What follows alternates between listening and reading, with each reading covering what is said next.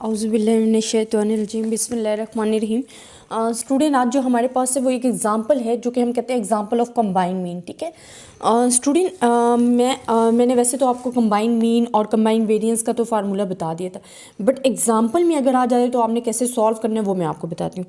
अच्छा, वैसे तो आपको वो मेंशन भी कर देते हैं कि आपने डिफाइन करना है कंबाइन मीन। अगर फाइन नहीं भी कहा होता तो वो आपको टू वेरिएंस प्रोवाइड करते हैं तो आपको पता चल जाता है इट्स अ कंबाइन मीन। अच्छा, इसमें हमारे पास क्या होता है कंबाइन मीन का आपको फार्मूला तो पता है। हमारे पास क्या था, n1 x bar 1 plus n2 x bar 2 and n1 plus n2, ये मीन के लिए था। और वेरिएंस के लिए जो हमारे पास था वो हमारे पास क्या था, n1 s1 square plus n2 s2 square and n1 plus n2 minus 2। अच्छा, दिस फार्मूला जो हमारे पास है यूज़ होता है when we are not known about the variance. ठीक है, जब हमारे पास वेरिएंस नहीं गिवन होता है and we find the s1 square, तो हमने ये फाइंड करना होता है तो फिर हम ये फार्मूला लगा रहे थे क्योंकि ये unbiased estimator of the sigma square है। अच्छा स्टूडेंट, आपको जो क्वेश्चन गिवन होता है, ये मैंने कुछ ये क्वेश्चन की वैल्यू लिखी है जिसमें x भी गिवन होगा आपको और f उसकी फ्रीक्वेंसीज भी गिवन होती हैं। और आपको क्या पूछा जाता है जी, मैं क्वेश्चन पढ़ रही हूँ, आप सुन लें। A sample of an observation from the population unknown mean mu and the unknown variance sigma square. हमारे पास जो म्यू है वो क्या कह रहे हैं, म्यू भी आपके पास क्या है, अननोन है, और जो वेरिएंस है वो भी आपके पास क्या है, अननोन है। जब वो कह रही हैं कि आपके पास जो number of observation is equals to 14 है, कितनी है 40, एंड वो कह रही हैं gave sum of x is equals to 800 and sum of square is equals to 10652। This one, a second sample taken from the same population. Now it's a second samples taken from the same population. वही same population है। ये हमारे पास क्या आ जाता है, ये हमारे पास फर्स्ट सैम्पल है and it's from the second sample. उन्होंने खुद क्वेश्चन में ही बताया है। Using the data given by two samples find the unbiased estimator of mu and sigma square. हमारे पास म्यू भी हमारे पास क्या है, अननोन है, सिग्मा भी आपके पास अननोन है। जब आपको ये कह दिया जाए कि आपके पास टू वैल्यूज़ हमें दे दी गई हैं, ये दी गई हैं सेम पॉपुलेशन में से और एक ये गिवन है, ठीक है, सैम्पल में 2 गिवन्स है, और साथ में वो कहते हैं कि आपका जो म्यू है वो भी अननोन है, सिग्मा स्क्वायर भी अननोन है, तो आपने डियर क्या करना है, आपने इसको फाइंड करना। और फाइंड आप कैसे करोगे, मैंने अगर कंबाइन मीन फाइंड किया क्योंकि मुझे पता है यहाँ भी मीन मैंने फाइंड करना है, यहाँ भी वेरियंस भी दोनों में फाइंड करने, बट एक्स बार जो है, x bar is the unbiased estimator of the mu and sp square is the unbiased estimator of the sigma square। अगर हम इनको फाइंड कर लेते हैं, इन दोनों को कर लेते हैं, तो it's mean mu and sigma square की हमारे पास वैल्यूज़ आ जाएंगी। अब स्टूडेंट, हमारे पास क्या आती हैं वैल्यूज़, अगर मैं फाइंड करती हूँ x बार 1 को, तो मेरे पास क्या है, summation of x divided by n। अब मेरे पास x की वैल्यूज़ गिवन है, वो क्या है 800 एंड n भी गिवन है जो कि मेरे पास क्या है 40। जब अब इसे सॉल्व करोगे तो इट्स बिकेम 20, ठीक है। एंड इसी तरह आपने s1 स्क्वायर को जब फाइंड करना है तो हमारे पास क्या आ जाएगा, summation of x square and n1 minus summation of x, आयत लिख दे, एंड एन, दिस वन की वैल्यूज़ हैं, ठीक है। अब इसमें भी आपको वैल्यूज़ गिवन है, आपके पास क्या गिवन है 160, 52 एंड 40 एंड माइनस यहाँ आपके पास क्या गिवन है 840 का स्क्वायर। जब भी इसे सॉल्व करोगे तो आपके पास जो आंसर आएगा वो 1.3 आएगा। यहाँ तक देख लें, हमने जो सैम्पल हमारे पास जो फ्रॉम सैम्पल 1 था वहाँ से जो हमने वैल्यूज़ फाइंड की हैं स्टूडेंट, ये हमारे पास गिवन है जो कि मैंने आपको लिख कर दे दिए। अब हमने क्या करना है, इसको कैसे सॉल्व करना है आगे सैम्पल 2 के लिए, वो मैं आपको साथ बता देती हूँ। स्टूडेंट, सैम्पल 2 के लिए जो हमने करना है उसमें हमारे पास क्या होगा कि हमारे पास x भी गिवन है, f भी गिवन है, और आपको पता है कि जब x और f मतलब फ्रीक्वेंसीज गिवन होती हैं देन जो हम फार्मूला यूज़ कर रहे होते हैं वो हमारे पास फ्रीक्वेंसीज वाला होता है। अब फ्रीक्वेंसी वाला फार्मूला मेरे पास क्या होगा, अगर मैं x बार ये हमारे पास क्या है फॉर सैम्पल 2 के लिए है, सैम्पल 1 के लिए तो हमने सॉल्व कर लिया, सैम्पल 2 के लिए हमें क्या गिवन है x बार 2, जो कि हमारे पास क्या फार्मूला है, summation of f x and summation of f। ये मैं सॉल्व करके नहीं बता रही हूँ क्योंकि मैंने ये ऑलरेडी आपको बताया हुआ है। Measure of dispersion, measure of central tendency, ये जो हमने पढ़ा है पार्ट 1 में, उनमें आपने ये बार बार क्वेश्चन सॉल्व किए थे, तो ये आपका बेसिक कॉन्सेप्ट जो आपका क्लियर होगा इंशाल्लाह। अच्छा, एफ एक्स को हमने मल्टीप्लाई करना है, उसका जो सम आएगा वो हमने यहाँ लिखा है, समेशन ऑफ एफ, इनको हमने सम करके लिख देना है। तो वो मैं लिख देती हूँ, मेरे पास ऑलरेडी लिखा हुआ है, तो मेरे पास आ जाएगा दिस वन। ठीक है, जब हम इसे कैलकुलेटर से सॉल्व करेंगे तो आपके पास आंसर आ जाएगा ये for the mean of second के लिए। ठीक है, अब हमारे पास हमने फाइंड करना है जी सेकंड के लिए स्टैंडर्ड डेविएशन। वो हमारे पास क्या फार्मूला बन जाएगा, F x square summation of F minus summation of F x and summation of F का होल स्क्वायर, ये आ जाएगा। अब यहाँ जब आप फाइंड करोगे तो ये आएगा 23285 एंड क्या आ जाएगा 60 माइनस मेरे पास आ जाएगा 1179 एंड 60 होल स्क्वायर। जब आप इसे सॉल्व करोगे आपके पास आंसर आ जाएगा 1.96। अब स्टूडेंट ये सैम्पल फॉर द सैम्पल 1 के लिए भी मीन एंड वेरिएंस फाइंड कर लिया, सैम्पल 2 के लिए भी फाइंड कर लिया। अब सिंपल हमने इन फार्मूलाज में पुट करना है। क्यों हमने पुट करना है स्टूडेंट, क्योंकि हमें पता है कि अगर हमने म्यू फाइंड करना है या सिग्मा स्क्वायर फाइंड करना है तो जो म्यू का अनबाइज्ड एस्टिमेटर है वो कंबाइन मीन है, क्योंकि हमारे पास 2 मीन्स गिवन है, 2 सैम्पल साइज गिवन है, और हमारे पास जो सिग्मा स्क्वायर है उसका जो अनबाइज्ड एस्टिमेटर है वो ये है। अब हमारे पास सिंपल वैल्यूज़ तो गिवन है, आप एक नज़र देख लें, अगर यहाँ से कोई कन्फ्यूजन है तो मुझे बताइएगा। ये हमने 2 सैम्पल्स के लिए दोनों के लिए हमने मीन्स भी फाइंड कर लिए और स्टैंडर्ड डेविएशन भी फाइंड कर। अब मैं सिंपल इस फार्मूले में पुट करती हूँ, वैल्यूज़ आप नोट कर लें, मैं इसी वजह से साइड पर हो जाती हूँ कि आपको क्लियरली नज़र आ जाए।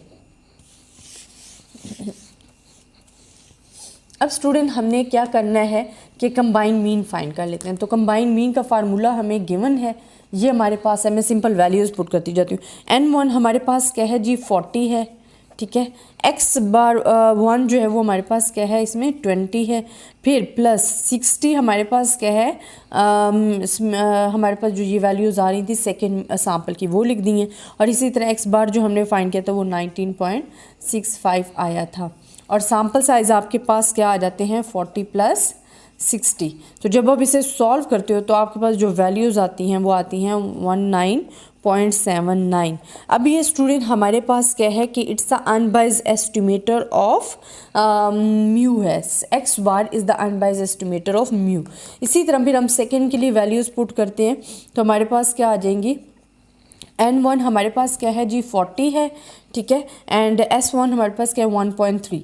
इसी तरह सेम, बस हम सिर्फ और सिर्फ जो हमने वैल्यूज़ अपनी फाइंड की थी उनको हम क्या कर रहे हैं अपने फार्मूले में पुट कर रहे हैं। तो जब आप पुट करोगे आपके पास वैल्यूज़ आ जाएंगी दिस वन।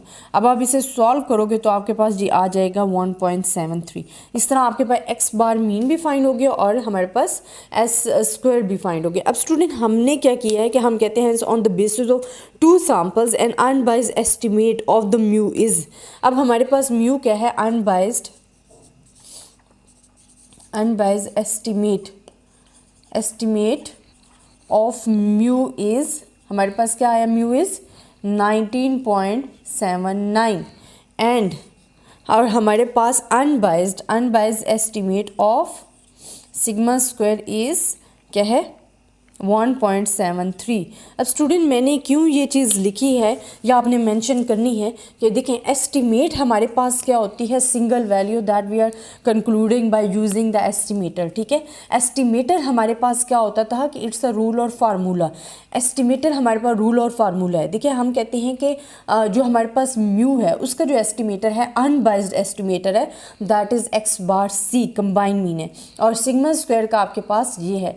अब स्टूडेंट हमने सिंपल इनको पुट किया और हम कहते हैं कि unbiased estimate is a single value that we are concluded by using the estimator है। Unbiased estimate of mu is this one and unbiased estimate of sigma square is this one. तो ये आपका फार्मूले का आंसर आ जाता है।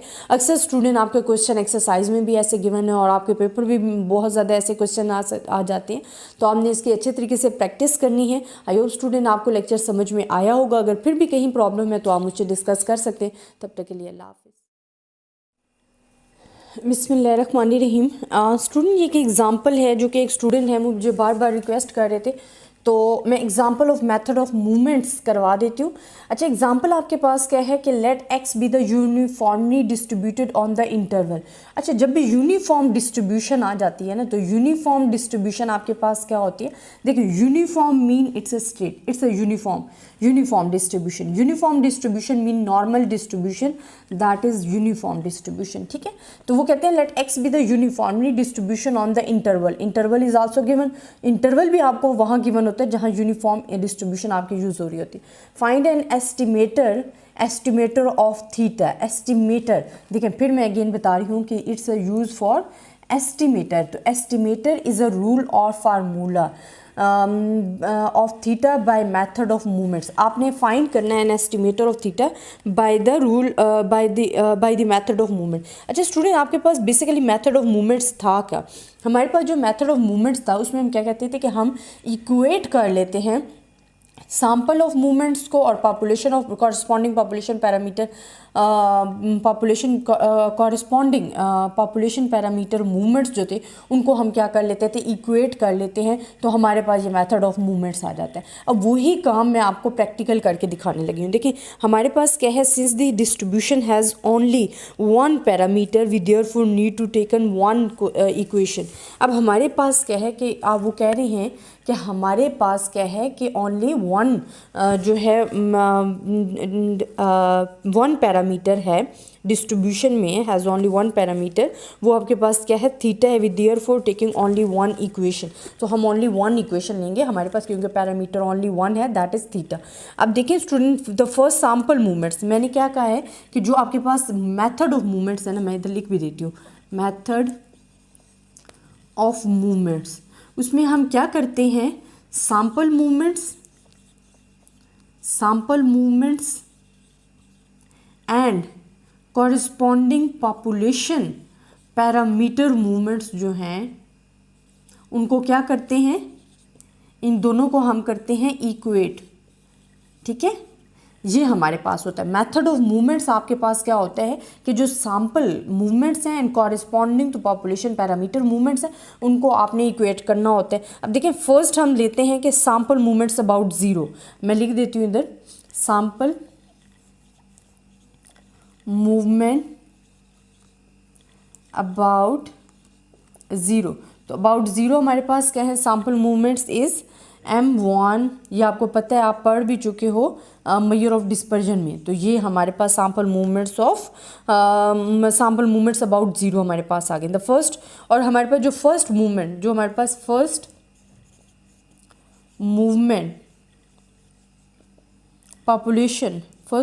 Population about zero जो है वो आपके पास क्या आ जाता है, μ1 आ जाता है। अब स्टूडेंट अब देखें कि उन्होंने जो हमें डिस्ट्रीब्यूशन क्या था, ये देखिए हमारे पास जो पॉपुलेशन पैरामीटर है ना, उसमें जो फर्स्ट मूवमेंट है वो हमने फाइंड करना है, क्योंकि हमें कहा गया है uniform distribution. So uniform distribution means we have the normal distribution, और इंटरवल आपको गिवन है वो क्या है, 0 से थीटा। आपको पता है कि जो फंक्शन होता है वो F x and this one होता है, यही होता है ना हमारे पास यूनिफॉर्म डिस्ट्रीब्यूशन में। तो अब हमारे पास जो एक्स है और फंक्शन जो हमें इधर गिवन है, क्योंकि ओनली वन थीटा, तो we have the function of 1/θ and dx। अब इसको सॉल्व करोगे आप, जब 1/θ आपके पास क्या है, कांस्टेंट है, बाहर ले लो, x को आप सॉल्व करें तो आपके पास आ जाएगा जी x² डिवाइडेड बाय 2 आ गया, एंड लिमिट्स आपके पास थीटा एंड 0 गिवन। अच्छा स्टूडेंट, अब आपको यहाँ से पता होना चाहिए कि हमारे पास जो यहाँ से पहले आप एक नज़र देख भी लें ताकि मैं रेज करूँगी, फिर यहाँ से जो हमारे पास ये आया x² डिवाइडेड बाय 2, ये हमारे पास कैसे आया। स्टूडेंट आपको पता है कि हमारे पास जो रूल होता है हमारे पास नॉर्मल डिस्ट्रीब्यूशन का, यूनिफॉर्म डिस्ट्रीब्यूशन का, वो हमारे पास क्या होता है कि अगर आप ऐड कर रहे हो, पावर उसकी 1 है, उसमें आप एक ऐड भी, कोई भी पावर है उसमें आपने 1 ऐड भी करना है, और वही पावर, वही चीज़ जो पावर आपके पास है नीचे भी लिखनी है। जब आप लिखोगे तो आपके पास क्या आ जाएगा, x² एंड 2, और लिमिट्स मैंने साथ में दे दी हैं, वो आपके पास थीटा और 0 जो भी लिमिट्स थी मैंने यहाँ दे दी हैं। अब स्टूडेंट यहाँ मुझे आगे सॉल्व करना है 1/θ। लिमिट्स मैं अब इसमें पुट करती हूँ कि मेरी जो लिमिट्स हैं वो क्या आ रही हैं, वो मैं पुट करती हूँ। पहले थीटा है तो θ² एंड 2 माइनस 0 एंड 2, और 0 आपको पता है कैंसिल आउट हो गया, तो हमारे पास क्या रह गया 1/θ एंड θ² एंड 2। तो आप क्या हो गए, ये देखिए थीटा थीटा से कैंसिल, तो ओनली रह गया है थीटा बाय 2।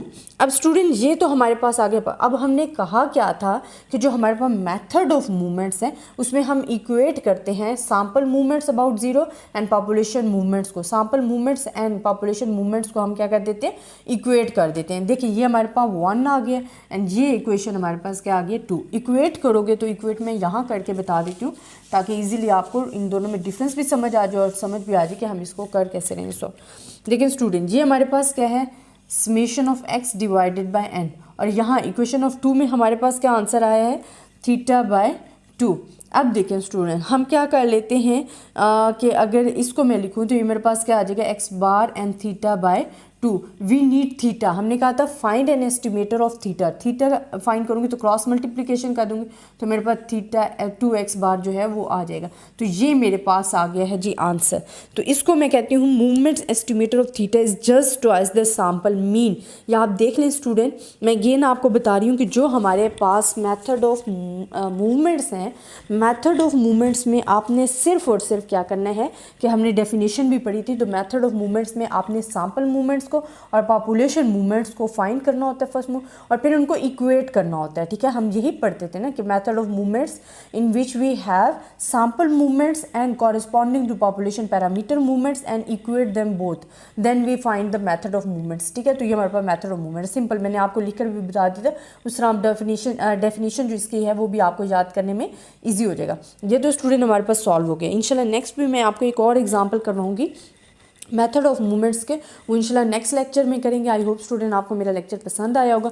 अगर इसमें किसी किस्म की प्रॉब्लम है या कहीं से आपको समझ नहीं आ रहा तो आप मुझसे डिस्कस कर सकते हो। तब तक के लिए अल्लाह हाफ़िज़।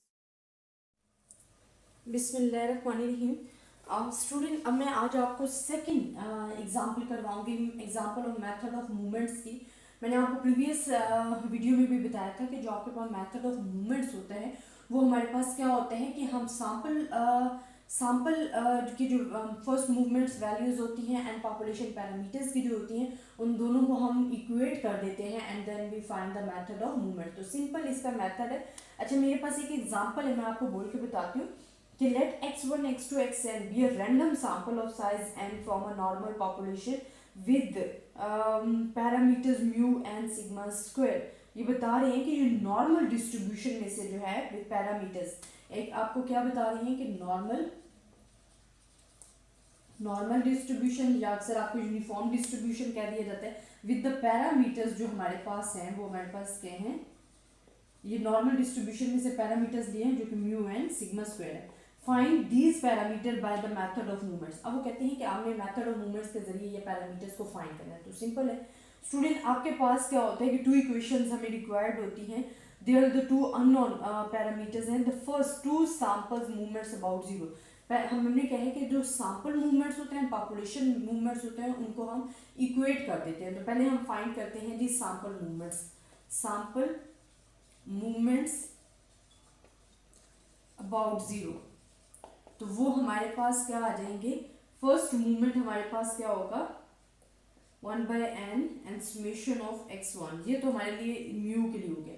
एंड सेकेंड मूवमेंट जो होता है वो आपको पता है कि it shows by the variance, तो हम इसको लिख देते हैं ये हमारे पास कौन से मूवमेंट्स हैं, सैंपल मूवमेंट्स अबाउट जीरो। अच्छा इसी तरह हमारे पास कॉरेस्पॉन्डिंग जो है हमने 2 movements of the normal distribution. अब हमने फाइंड करनी है movements, 2 movements of normal distribution, क्योंकि उन्होंने क्वेश्चन में मेंशन किया है कि जो हमने लेनी है वो क्या लेनी है, नॉर्मल डिस्ट्रीब्यूशन के। तो हमारे पास क्या है कि पॉपुलेशन ये म्यू होता है एंड सेकेंड हमारे पास क्या होता है म्यू2, जिसको हम कहते हैं सिग्मा स्क्वायर प्लस म्यू2। अब स्टूडेंट ये हमारे पास क्या है, हमारे पास जो वैसे नॉर्मल डिस्ट्रीब्यूशन में होता है सिग्मा स्क्वायर, वो हमारे पास क्या आ जाता है म्यू2 एंड माइनस म्यू1। अच्छा एक और बात स्टूडेंट मैं आपको ज़रा बता दूं, उसके बाद मैं आपको यहाँ से एक्सप्लेन करती हूँ कि हमारे पास जो फर्स्ट मूवमेंट होता है it shows by the mean and second movement shows the sigma square. इसी तरह थर्ड एंड फोर्थ जो है वो स्क्यूनेस या कॉर्टोसिस को शो कर रहे होते हैं।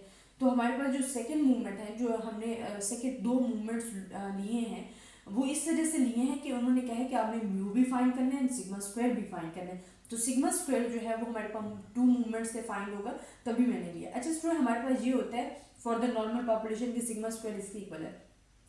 बट हमें तो मूवमेंट्स ऑफ 2 चाहिए, तो मैं क्या करती हूँ कि मुझे ये चाहिए, मुझे रिक्वायरमेंट मूवमेंट्स ऑफ 2 है, तो अगर मैं इसको इस साइड पे लेके आऊँगी तो ये माइनस है, तो ये क्या हो जाएगा प्लस μ1 स्क्वायर। तो यही चीज़ मैंने यहाँ लिख दी है। अच्छा स्टूडेंट, ये तो हमारे पास है। अब हमने क्या करनी है, इक्वेट करना है डिजायर्ड जो वैल्यूज़ है उनको फाइंड करने के लिए। तो हमारे पास क्या आ जाती हैं, देखिए स्टूडेंट, इस साइड पे हमारे पास क्या है और इस साइड पे क्या है, ये म्यू इज इक्वल्स टू, मैं अभी इधर क्या कर रही हूँ, इक्वेट कर रही हूँ वैल्यूज़ को। तो हमारे पास क्या आ जाएगी, हम वी गेट म्यू एंड यहाँ क्या है 1/n and summation of x हमारे पास आ गया, ठीक है। तो ये हमारे पास क्या हो गया x बार, तो म्यू क्या हो गया x बार के इक्वल। इसी तरह सिग्मा स्क्वायर के लिए अगर फाइंड करना है तो यहाँ पे देखिए मैंने इनको इक्वेट करना है, तो ये मेरे पास सिग्मा स्क्वायर और क्या है sigma square plus mu square, ये वाली साइड एंड देन मैंने ये वाली साइड लेनी, मेंशन करनी है 1/n summation of x square. अब student summation of x square and this one है, ठीक है। तो सिग्मा स्क्वायर है, तो क्योंकि मुझे सिग्मा स्क्वायर चाहिए तो मैं इस म्यू को दूसरी साइड पे ले जाती हूँ 1/n summation of x square minus mu square. ये हमारे पास वैल्यूज आ गई हैं, ठीक है। अब आपको पता है स्टूडेंट के म्यू का जो अनबाइज्ड एस्टिमेटर है वो आपके पास क्या होता है, हमारे पास अनबाइज्ड एस्टिमेटर जो है वो हमारे पास होता है एक्स बार स्क्वायर। तो मैं म्यू की जगह एक्स बार स्क्वायर लिख सकती हूँ क्योंकि भी x bar square is the unbiased estimator of the mu है। अब हमारे पास क्या है कि अगर मैं इनको लिख लूँ ऐसे कि summation of x minus x bar का होल स्क्वायर, मैंने फुल ऊपर करके लिख दिया इसको सॉल्व करके, ठीक है। तो मेरे पास क्या आ जाएगी वैल्यूज, ये आ जाते हैं एक्स स्क्वायर के इक्वल। तो हमारे पास जो वैल्यूज आ गई है सिग्मा स्क्वायर जो हम यहाँ फाइंड कर रहे थे वो किसके इक्वल आ गया, is equals to S square के इक्वल आ गया। एक ये वैल्यू ये आ गई है और म्यू हमारे पास किसके इक्वल हो गया था, एक्स बार के, सेकेंड हमारे पास ये हो गया। तो ये हमने mu and sigma square find कर लिया। तो हम कहते हैं movements as the movements estimators for mu and sigma are this. Mu का हमारे पास क्या है एक्स बार है एंड सिग्मा स्क्वायर का एक्स स्क्वायर है। तो ऐसे क्वेश्चंस आपके पास आ जाते हैं। अगर फर्स्ट वैल्यू गिवन है तो आपने फर्स्ट मूवमेंट्स को यूज करते हुए किया है, अगर सेकेंड आपको गिवन है तो आपने नहीं करना है। स्टूडेंट मैं अगेन इस चीज़ को एक्सप्लेन कर देती हूँ थोड़ा सा कि हमारे पास क्या था, उन्होंने कहता है नॉर्मल डिस्ट्रीब्यूशन है जिसमें आपको पैरामीटर्स गिवन थे म्यू एंड सिग्मा स्क्वायर, वो कहते हैं आपने इसको फाइंड करना है। तो सिंपली स्टूडेंट आपने क्या करना है कि जो म्यू होता है अगर म्यू आपने सिंपल फाइंड करना हो तो फिर आपको सिर्फ ओनली फर्स्ट मूवमेंट्स की ज़रूरत होती है। क्या हम कहते हैं कि मेथड ऑफ मूवमेंट्स में आप क्या करते हो, सैंपल मूवमेंट्स को and movements of population parameters के जो मूवमेंट्स उनको इक्वेट कर लेते हो। तो ये दोनों मूवमेंट्स हमें फाइंड। अगर सिग्मा स्क्वायर की बात आ जाती है, जो सेकंड मूवमेंट्स है it shows the sigma square variance को शो कर रहा होता है, ठीक है। तो इस वजह से हमने 2 मूवमेंट्स फाइंड किए। सैंपल मूवमेंट्स की बात करें तो हमने 2 मूवमेंट्स ले लिए थे। इसी तरह नॉर्मल डिस्ट्रीब्यूशन का करें तो ये भी हमने 2 मूवमेंट्स ले लिए थे। अब हमने इक्वेट करना था, ठीक है। ये वाली वैल्यू देखें यहाँ से और ये वाली वैल्यू जो है इनको मैंने इक्वेट कर दिया, तो मेरे पास म्यू जो है वो किसके इक्वल आ गया, एक्स बार के इक्वल आ गया। एंड इन दोनों को जब मैंने इक्वेट किया है तो मेरे पास क्या है कि मुझे सिर्फ सिग्मा स्क्वायर चाहिए था, तो मैंने म्यू को दूसरी साइड पे ले गया और बाकी मैंने इसको सॉल्व करके लिख दिए। तो ऐसे क्वेश्चन स्टूडेंट आपने अपने जो एग्जाम्स के लिए तैयार करनी है, क्योंकि ऐसे अक्सर आ जाते हैं 2 या 3 मार्क्स के भी क्वेश्चन जो हैं वो दे दिए जाते हैं ऐसे क्वेश्चन के लिए। तो आई होप स्टूडेंट आपको समझ आएगा। अगर फिर भी इसमें किसी किस्म की प्रॉब्लम है तो आप मुझसे डिस्कस कर सकते हैं। तब तक